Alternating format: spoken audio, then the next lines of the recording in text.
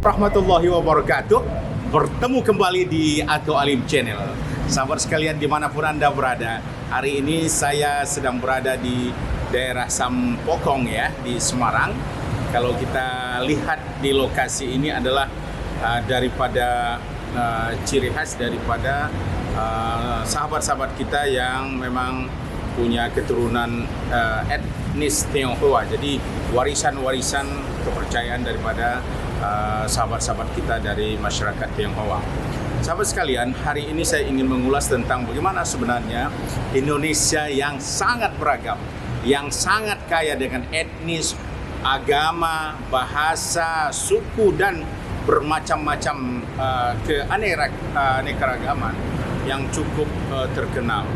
Nah, di dalam negara kita di Indonesia memang keragaman inilah yang menjadi sebuah ciri khas bagaimana dalam keragaman yang sangat tinggi bisa bersatu dalam satu kesatuan, yaitu negara Indonesia, yaitu di bawah dasar-dasar negara kita, Undang-Undang Dasar 1945 dan Pancasila. Sahabat sekalian, memang luar biasa kalau kita melihat keragaman ini. Tidak banyak negara yang memang sukses untuk mengatasi keragaman dan keanekaragaman ini. Tetapi mereka, beberapa negara kita lihat hancur karena memang tidak bisa mengelola keragaman dan etnisitas yang beragam ini. Indonesia luar biasa.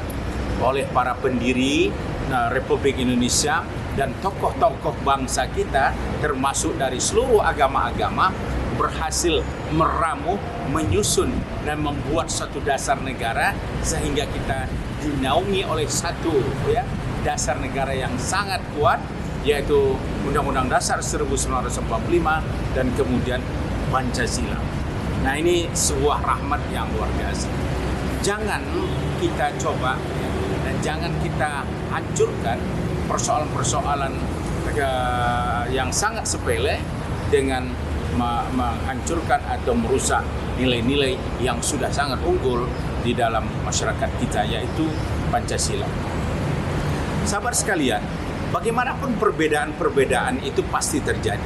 Antara agama tentu punya nilai, punya cara, punya gaya, dan juga punya ritualitas yang sangat beragam. Islam tentu punya, kemudian juga di Kristen, Protestan, kemudian juga di Hindu, Buddha, dan masyarakat aliran kepercayaan misalnya. Ini juga tentu kita tidak bisa membanding-bandingkan, apalagi ingin mengatakan yang satu salah atau yang satu yang benar atau yang lain. Kita sebagai beragama Islam tentu yakini bahwa agama kita benar. Jika sahabat-sahabat kita adalah yang beragama Kristen, yakini bahwa agama itu adalah benar.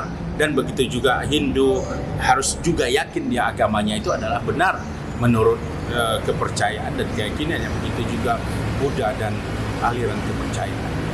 Kata kuncinya adalah yang perlu saya sampaikan pada kesempatan ini adalah bagaimana kita jangan terpancing oleh perbedaan-perbedaan yang sangat tidak produktif untuk merusak warisan masyarakat, warisan nilai budaya yang sudah ditanamkan kuat oleh para pendiri negara kita.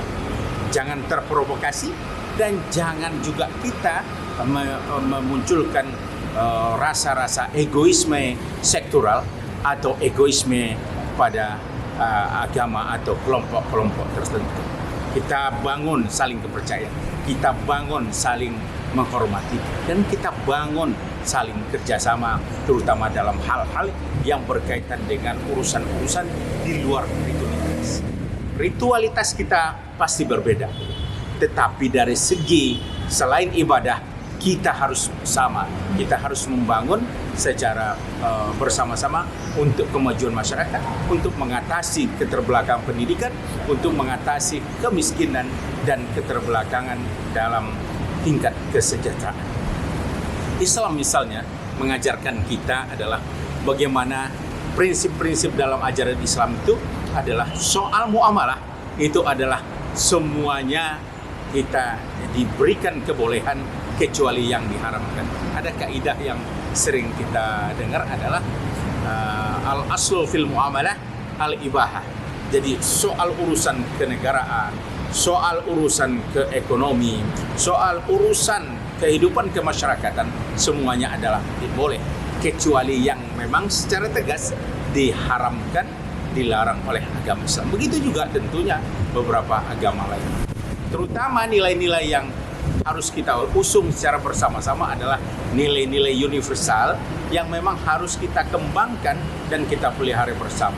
Di dalam Islam misalnya, saya kasih contoh bahwa ada ajaran-ajaran Islam yang termasuk pada konteks ajaran Islam yang berlaku universal. Apa misalnya adalah prinsip keadilan, prinsip kebersamaan, kesetaraan, keadilan, dan misalnya juga semua agama juga punya prinsip menolak korupsi, hedonisme, dan lain-lain.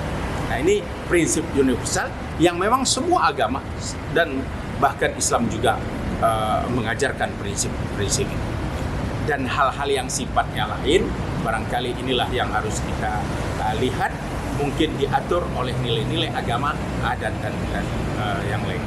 Saya pikir inilah prinsip-prinsip demokrasi, prinsip-prinsip kehidupan beragama di Indonesia harus kita lakukan. Mari kita bersatu dalam prinsip kebersamaan, menjaga pluralisme dan keragaman Indonesia.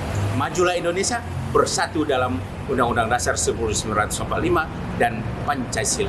Indonesia maju, Indonesia bersatu untuk kesejahteraan masyarakat. Demikian, Assalamualaikum warahmatullahi wabarakatuh.